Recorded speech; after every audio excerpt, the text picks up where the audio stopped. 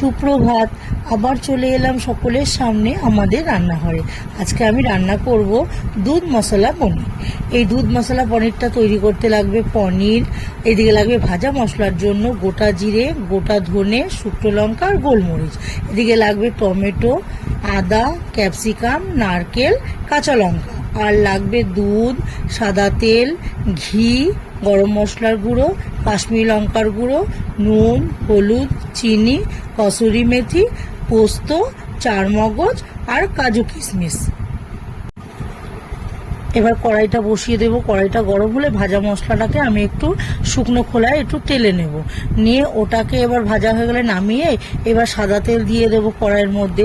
এবার তেলটা একটু গরম হয়ে গেলে এবার পনিরগুলোকে হালকা করে একটু আমি ভেজে নেব। সব পনিরগুলোকে ছেড়ে দেবো, দিয়ে হালকা করে ভেজে নিয়ে এবার আমি পনিরটাকে যখন ভাজা হবে ততক্ষণে মিক্সির বাটির মধ্যে মশলাটা করে নেব। পোস্ত, কাজু কিশমিশ, চারমগজ, এদিকে কিছুটা টমেটো নেব, আর নেব নারকেল, কাঁচা লঙ্কা, আদা, আর ওদিকে চারমগজ, কাজু কিশমিশ তো নিয়েছি।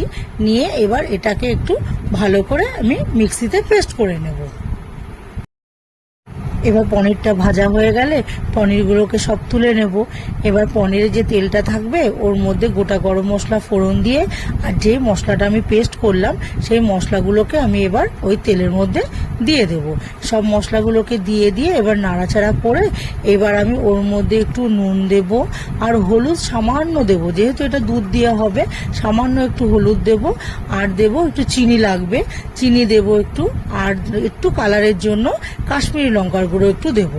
এবার কাশ্মীরি লঙ্কার গুঁড়োটা দেওয়া হয়ে গেলে এবার ভালো করে একটু মশলাগুলোকে নাড়াচাড়া করে আমি কিছুক্ষণ ঢাকা দিয়ে রাখবো, যেহেতু কাজু বাদাম দেওয়া আছে নাহলে খুব ছিটবে।